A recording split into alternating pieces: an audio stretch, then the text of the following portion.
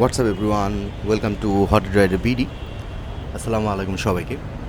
আমরা যারা যারা ঢাকা শহরে গাড়ি চালাই তারা প্রায় দেখি যে রাস্তায় এমন কিছু বাস আছে যারা কালো ধোঁয়া ছড়াতে ছড়াতে যাচ্ছে। তো আজকের ভিডিওটা তাদের প্রতি ডেডিকেটেড। চলে দেখি কি হয়।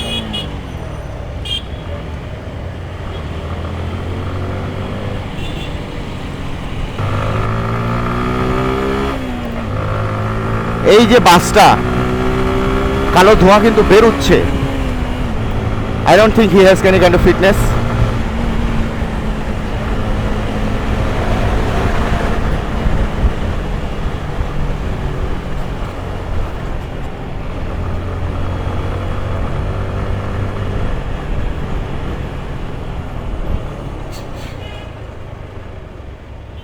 আসসালামু আলাইকুম।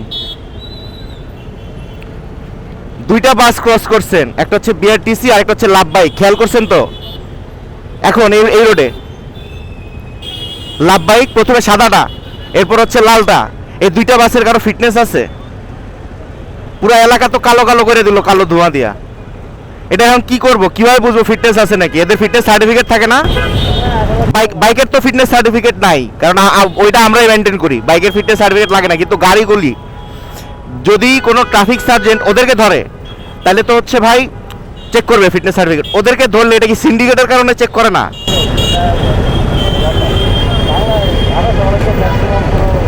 ঢাকা শহর কেন, আপনার কি মনে হয় চট্টগ্রামে অ্যালাউ করে না? চট্টগ্রামেও অ্যালাউ করে, খুলনাতেও অ্যালাউ করে। যেসব জায়গায় বাস চলে ওইসব জায়গায় তো দেখি অ্যালাউ তো করে। কেন করে ভাই? মানে আমি কি ঠিক বলতেছি ওদের ফিটনেস নাই? এখন এই বাইকারের সাথে তো কথা বললাম, এতটুকু শিওর যে এদের ফিটনেস নাই। এবার দেখি একজন সার্জেন্ট টাইপের কাউকে ফ্রি পাই কিনা, ওনার লজিকটা কি হয়।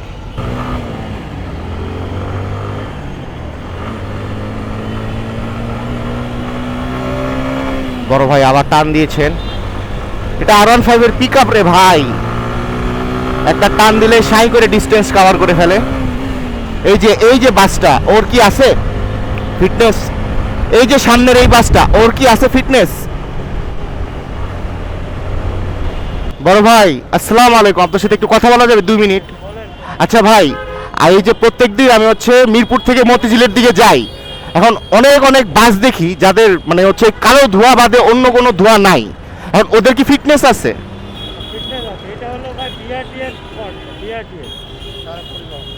এখন ভাই এটা তো আমরা সবাই জানি গ্লোবাল ওয়ার্মিং, ব্যাপারটা খুবই লেভ হয়ে গেল।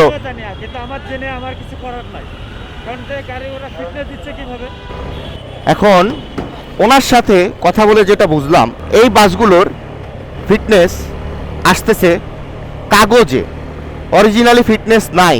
এরা পাচ্ছে কিভাবে? এরা পাচ্ছে হচ্ছে বিআরটিএ থেকে। গোড়াতেই যদি এরকম গলপ হয়, বিআরটিএ ওদেরকে হচ্ছে এটা প্রোভাইড করতেছে। কি করতেছে? প্রোভাইড করছে। কি প্রোভাইড করছে? ফিটনেস সার্টিফিকেটটা প্রোভাইড করছে। কেন প্রোভাইড করতেছে? এই উত্তর কে দিবে? ওদের ফিটনেস নাই, এটা উনিও জানে, আমিও জানি, আমরা সবাই জানি, কিন্তু তারপরেও বিআরটিএ মানে উনি আটকাইলো। মনে করেন আমি গেলাম সার্জেন্টকে বললাম, ভাইয়া এই যে গাড়িটা, এই গাড়িটা থেকে অত্যাধিক কালো ধোঁয়া বেরোচ্ছে। তাইলে এখন কি করবে?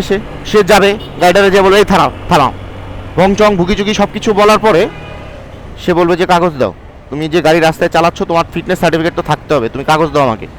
পরে হচ্ছে ঠিকই সে হচ্ছে পেপার শো করে দিল যে এই যে ভাই আমার লেটেস্ট, আমার 2 মাস আগে ফিটনেস সার্টিফিকেট করে, সেটার মেয়াদ এতটুকু, আমার গাড়ি ফিটনেস আছে।